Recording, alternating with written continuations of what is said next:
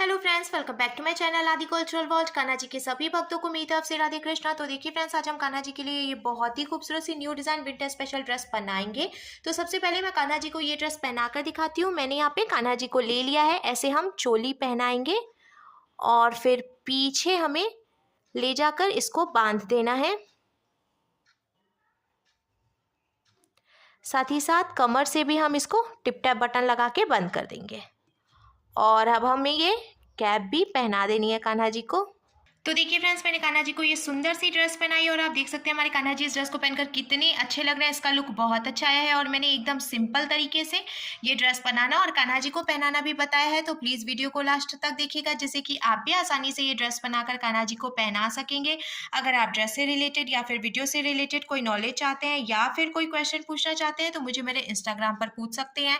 मेरा Instagram handle है आदि कल्चरल वर्ल्ड 268। साथ ही साथ मुझे फॉलो भी करें। तो चलिए फ्रेंड्स, अब हम ये बहुत ही खूबसूरत सी कान्हा जी की new design winter special dress बनाना शुरू करते हैं। इसके पहले अगर आपने अब तक मेरे चैनल को सब्सक्राइब नहीं किया है तो प्लीज मेरे चैनल को सब्सक्राइब करिए। साथ ही साथ बेल आइकन भी प्रेस करिए, जिससे मेरी आने वाली वीडियोस की नोटिफिकेशन आपको सबसे पहले मिले।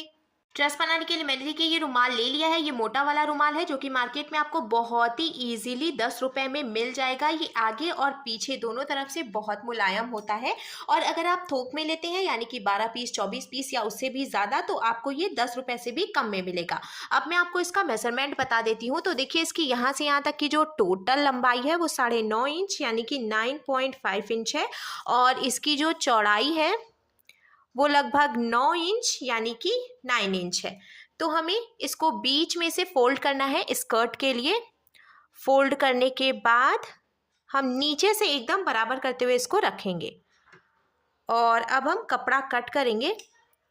तो हमें देखिए यहाँ से मेज़र करना है और 3 इंच पे मार्किंग कर लेनी है। ऐसे लास्ट तक हम 3 इंच पे मार्किंग करेंगे, फिर सभी मार्किंग्स को मिलाकर कपड़ा कट कर लेंगे। कट करके मैंने देखिए रुमाल को 3 पीस में डिवाइड कर लिया है। अब ऊपर से जो ये एक पीस है इसको हम साइड में रखेंगे कान्हा जी की चोली बनाने के लिए। और ये जो 2 पीस है देखिए इसकी सीधी वाली साइड हमने अंदर की तरफ रखी है। अब यहाँ किनारे से हम सिलाई लगाकर इसको आपस में जॉइंट कर लेंगे। यहाँ किनारे से सिलाई लगाकर मैंने दोनों पीसेस को जॉइंट कर लिया है। अब थोड़ी सी जगह छोड़ते हुए ये जो इंटरलॉक वाली साइड है इसको हम कट करके निकाल देंगे। हमें ध्यान रखना है जो हमने सिलाई लगाई है वो नहीं कटनी चाहिए। कट करने के बाद जब हम ओपन करेंगे तो आप देख सकते हैं फ्रेंड्स एक लंबी सी पट्टी बनकर तैयार है और इसमें यहाँ किनारे से लेके नीचे से और साथ ही साथ इधर किनारे पर भी इंटरलॉक वाली साइड है। तो हमें यहाँ से फोल्ड करके सिलाई लगाने की ज़रूरत नहीं है। ऊपर की तरफ से ये कटिंग वाली साइड है तो यहाँ से हम प्लेट्स डालेंगे। सबसे पहले किनारे से हम थोड़ी सी जगह छोड़ते हुए ऐसे कपड़े को फोल्ड करेंगे और ये पहली प्लेट डालेंगे। एक प्लेट हो गई। फिर से हम कपड़े को फोल्ड करेंगे दोनों तरफ से पकड़कर और जहाँ पे ये पहली प्लेट खत्म हो रही है वहीं पे हम ये दूसरी प्लेट रखेंगे। हमें इस बात का ध्यान रखना है एक के ऊपर एक करके नहीं रखना है हमें प्लेट्स को, नहीं तो बहुत मोटा हो जाएगा कपड़ा और सिलाई लगाने में प्रॉब्लम होगी और कान्हा जी को पहनाने में भी प्रॉब्लम होगी। तो जहाँ पे एक प्लेट खत्म होगी वहीं से हम ये दूसरी प्लेट रखेंगे। ऐसे मैंने टोटल 3 प्लेट डाली है और अब हम इसके ऊपर सिलाई लगाएंगे। अगर आप बिगिनर हैं और पहली बार कान्हा जी के लिए ड्रेस बना रहे हैं तो सिर्फ एक एक प्लेट डालते हुए भी सिलाई लगा सकते हैं। तो देखिए फ्रेंड्स, जहाँ तक मैंने प्लेट डाली थी वहां तक सिलाई लगा ली है। अब हम आगे भी ऐसे ही प्लेट डालेंगे और सिलाई लगाते जाएंगे। एक बात का हमें ध्यान रखना है, यहाँ नीचे की तरफ से जो इंटरलॉक वाली साइड है ना, इधर से सभी प्लेट्स एकदम बराबर होने चाहिए क्योंकि इधर से अब हम कटिंग नहीं कर सकते हैं। तो अगर ऊंची नीची प्लेट होगी तो वो देखने में अच्छी नहीं लगेगी और ड्रेस का लुक भी अच्छा नहीं आएगा। इसीलिए हमें इस बात का ध्यान रखना है कि नीचे की तरफ से सभी प्लेट्स एकदम बराबर हो और ऐसे प्लेट्स डालते हुए हम लास्ट तक सिलाई लगाएंगे।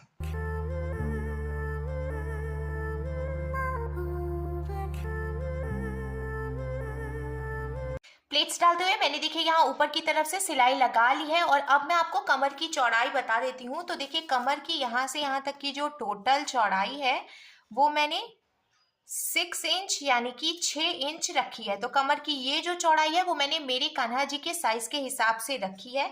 आप चाहें तो अपने कान्हा जी के कमर का मेजरमेंट कर सकते हैं, जो भी साइज आता है उसके हिसाब से आप कमर की चौड़ाई कम भी कर सकते हैं या फिर ज़्यादा भी कर सकते हैं। अगर आप चौड़ाई कम करना चाहते हैं तो थोड़ा सा और पास पास में प्लेट डालें, और अगर आप चौड़ाई बढ़ाना चाहते हैं तो थोड़ी सी गैपिंग देते हुए फिर प्लेट्स डाल लें। अब स्कर्ट बनकर तैयार है। हम कान्हा जी के लिए चोली बनाएंगे। तो चोली बनाने के लिए ये जो बचा हुआ कपड़ा था मैंने वो ले लिया है, और इस तरीके से हम इसको बीच में से फोल्ड करेंगे। फोल्ड करते हुए इधर से देखिए ये इंटरलॉक वाली साइड है, तो इससे हम कान्हा जी के लिए कैप बनाएंगे। हमें ऐसे मेजर करना है और 1.25 इंच पे मार्किंग कर लेनी है। ऐसे मेजर करते हुए हम दोनों तरफ से 1.25 इंच पे मार्किंग करेंगे और कपड़ा कट कर लेंगे। अब देखिए ये जो 2 पीस है इसको हम साइड में रखेंगे, और बीच का जो हिस्सा है इसको हमें ले लेना है। पलट कर हम पीछे की तरफ से इसको रखेंगे, और मैं आपको मेजर करके दिखाती हूँ। इसकी देखिए जो चौड़ाई है वो लगभग 6.5 इंच यानी कि 6.5 इंच है, और ऐसे जब हम मेजर करेंगे तो ये लगभग 3 इंच यानी कि 3 इंच है। तो हमें एकदम पतला सा इसको मोड़ना है, बहुत ही पतला सा हम मोड़ेंगे, क्योंकि ये जो हमने कमर बनाई है वो भी 6 इंच है और ये जो कपड़ा है वो 6.5 यानी कि 6.5 इंच है। तो हमें पतला सा मोड़ना है जिससे कि मोड़ने के बाद इसकी टोटल चौड़ाई 6 इंच आए।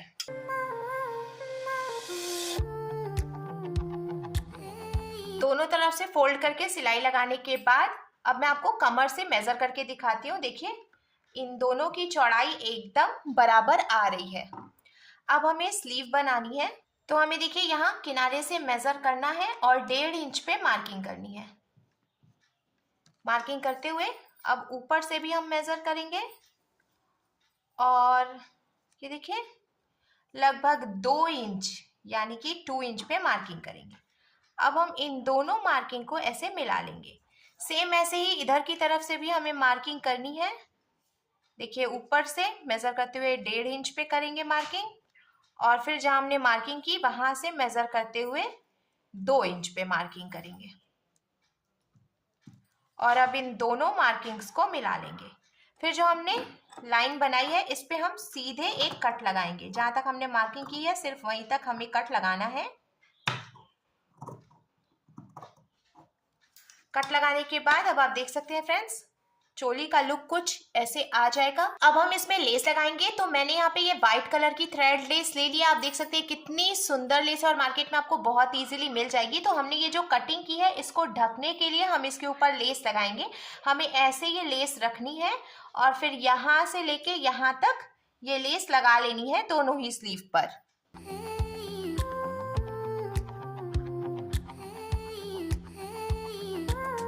लेस लगाने के बाद अब हमें चोली को पलटकर पीछे की तरफ से रखना है और इसमें डोरी लगानी है। तो मैंने यहाँ पे ये सिल्वर कलर की रेडीमेड डोरी में से एक पीस कट कर लिया है। आप चाहें तो खुद से डोरी बनाकर भी लगा सकते हैं। ऐसे हमें डोरी रखनी है और ऊपर से हम सिर्फ एक बार फोल्ड करेंगे। अब हमें इस बात का ध्यान रखना है ये जो डोरी है वो एकदम ऊपर की तरफ होनी चाहिए और सिलाई हम एकदम नीचे की तरफ से लगाएंगे, जिससे कि डोरी ज्वाइंट ना हो, क्योंकि अगर डोरी ज्वाइंट हो गई तो ड्रेस खराब हो जाएगी।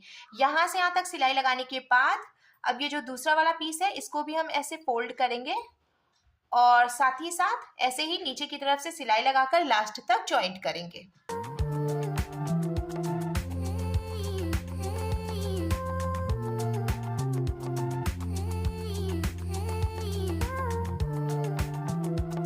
तो देखिए फ्रेंड्स मैंने यहाँ से यहाँ तक सिलाई लगाकर जॉइंट कर लिया है। अब ये जो हमने बीच में जॉइंट किया है इसको हम हल्का सा कट कर देंगे, जिससे कि थोड़ा अलग हो जाएगा। सेम ऐसे ही इधर वाले में से भी बीच में से ये जो सिलाई है वो हम कट करेंगे। और आप देख सकते हैं सिलाई लगाने के बाद भी डोरी को हम इजीली इधर उधर खिसका सकते हैं। इसका मतलब है कि डोरी जॉइंट नहीं हुई है। हमें इस बात का ध्यान रखना है कि बस डोरी जॉइंट ना हो। अब हम सीधा करके रखेंगे इस तरीके से चोली को, और हमें स्कर्ट लेनी है। स्कर्ट को हम ऐसे पलट कर पीछे की तरफ से रख लेंगे, इसके ऊपर बराबर करके हमें रखना है और यहाँ से यहाँ तक सिलाई लगाकर चोली को स्कर्ट में जॉइंट कर लेना है। जॉइंट करने के बाद अब देखिए ड्रेस का लुक कुछ ऐसे आ जाएगा। कान्हा जी के लिए ड्रेस बनकर बिल्कुल तैयार है। अब हम कैप बनाएंगे। तो कैप बनाने के लिए ये जो 2 पीस हमने कट करके रखा था वो हमें ले लेना है। नीचे से देखिए ये इंटरलॉक वाली साइड है दोनों ही पीस में, तो हमें यहाँ से फोल्ड करके सिलाई लगाने की ज़रूरत नहीं है। दोनों किनारे से हम इसमें सिलाई लगा लेंगे। आप अपने कान्हा जी के सिर के हिसाब से इसकी चौड़ाई रख सकते हैं।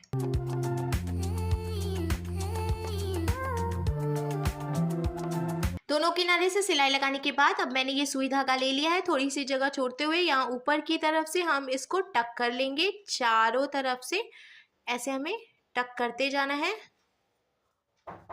और टक करने के बाद लास्ट में हम इसको टाइट करके ऐसे खींचेंगे, खींच के लॉक कर लेंगे। हमें इस बात का ध्यान रखना है अच्छे से लॉक करके फिर हम यहाँ पे धागा कट करेंगे, क्योंकि अगर आप लॉक नहीं करते हैं तो फिर सिलाई खुलने लगेगी और कैप खराब हो जाएगी। मैंने 2-3 बार अच्छे से इसको लॉक कर लिया है और लॉक करने के बाद अब आप देख सकते हैं फ्रेंड्स, हमारे कान्हा जी के लिए बहुत ही खूबसूरत सी new design winter special cap बनकर भी बिल्कुल तैयार है और कंप्लीट ड्रेस का लुक कुछ ऐसे आ जाएगा।